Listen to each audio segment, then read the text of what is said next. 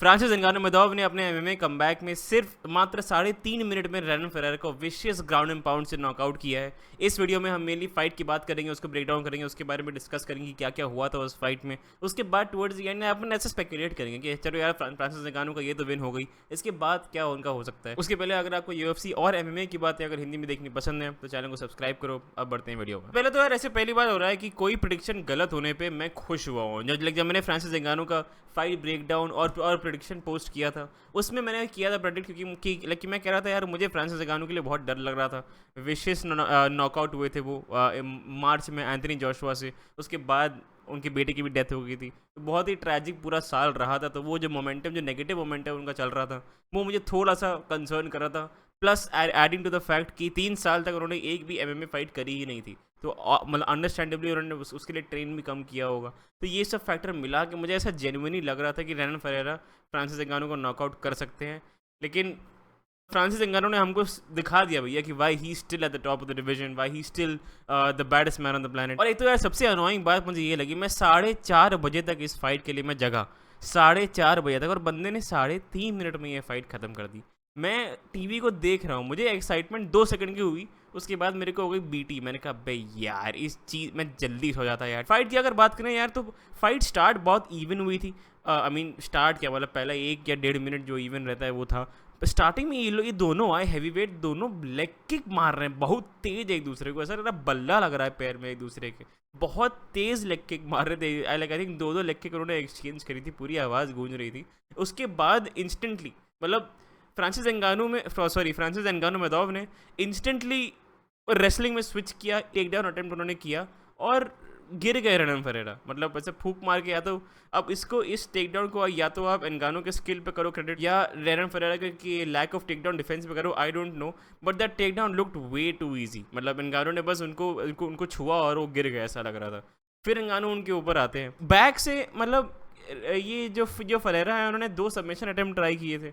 एक तो किमूरा उन्होंने ट्राई किया था जो बिल्कुल भी पास भी नहीं था, आई डोंट थिंक मतलब उनको ट्राई भी करना चाहिए था। उसके बाद उन्होंने ट्राइंगल ट्राई किया, उनके पैर दोनों ऊपर गए, बट देन फ्रांसिस नगानो थे वहीं पे, बट वो लॉक करने का जो पोजीशन थोड़ा हल्का सा चेंज करके वो ट्राइंगल चौक को डीप करने का जो एफर्ट वगैरह रहता है, वो पैर उठा के वो रुक गए, उतना किया, फिर एंगानो निकल गया। फिर एंगानो आते हैं मतलब अपनी पे आ गए, फिर वो पीटना चालू करते हैं फेरेरा को ठक ठक अपने लेफ्ट हैंड से, लाइक जो शवल शॉट करके बोलते हैं उसको, जब वो वैसे उठा के जो मारते हैं ताकि बैक ऑफ द हेड की जगह वो साइड ऑफ द हेड में लगे, उससे काफ़ी पीटा। फिर रेफरी ने कहा नहीं ठीक है यार, ये अभी भी जिंदा दिख रहा है मुझे, तो मैं अभी फाइट इसको नहीं रोकूंगा। उसके बाद ये फेरेरा ने मुंह ऐसा मोड़ा, फिर बैक ऑफ द हेड में एंगानो ने मारे 6 शॉट, और उसके बाद जाके जब फ्लैट लाइन हो गया फेरेरा, तब फाइट एंड हुई है। वो बहुत ही, मैं वो शॉट देख रहा था, पट पट करके लगातार बैक ऑफ द हेड पे मार रहे हैं एंगानो। मैंने कहा भाई ये फेरेरा को मार डालेगा यार। मतलब फ्रांसिस एंगानो,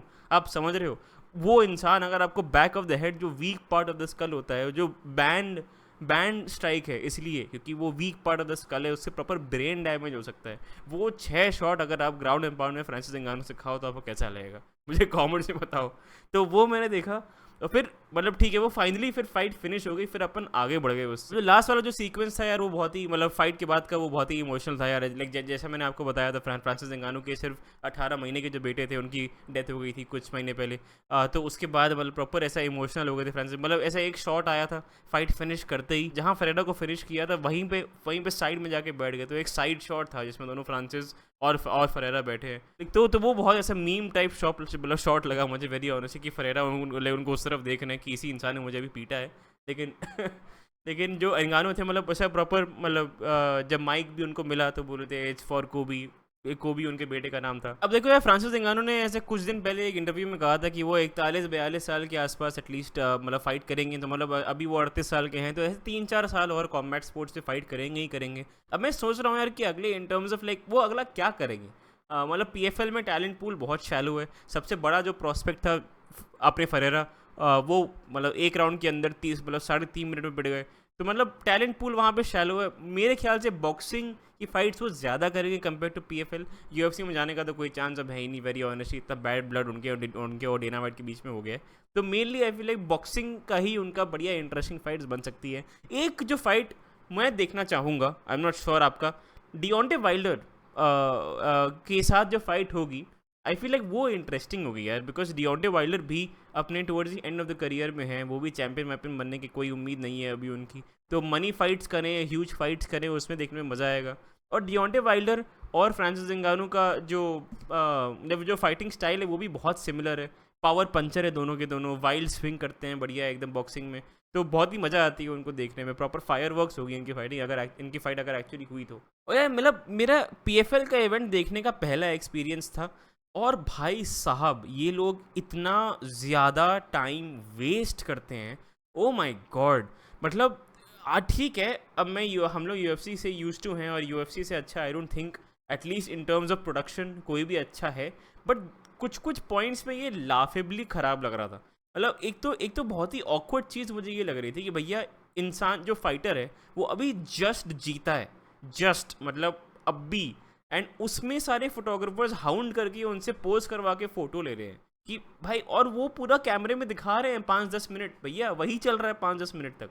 मैंने कहा व्हाट इज़ हैपनिंग कि मतलब बाद में फ़ोटो खिंचा लो बाबा, या अगर खींचनी है तो कैंडिड खींच लो, तुम ऐसा प्रॉपर फोटो शूट चालू हो जाता है भाई साक्षात सामने सामने जब व्यूअर देख रहा है। मैंने कहा क्या प्रोफेशनलिज्म भाई, ये कहीं बाहर जाके फोटो शूट कर लो या कैंडिड खींच लो, अगर ऑक्टागन में हो इंटरव्यू करो, थोड़ा जेन्युइन जो फाइटर रिएक्शंस हैं वो पहले कैप्चर करो, फिर फोटो शूट में जाना। वो हाउंड करना चालू कर देते हैं भाई, एक तो वो है, उसके अलावा 2 फाइट के बीच में, oh my God I still remember, मैं मतलब मैंने फर्स्ट फाइट जो देखी थी I think AJ McKee versus someone, उसके बाद मैं घूम के आ गया, ठीक है, मैं मतलब बाहर टहल के आ गया, मैंने आके अपना कुछ मतलब बढ़िया ऐसे जो खाना वाना होता है वो बना के मैंने ये अपना परस के मैं ले भी आया, मैंने सब कर लिया 15-20 मिनट, तब भी फाइट नहीं चालू हुई थी।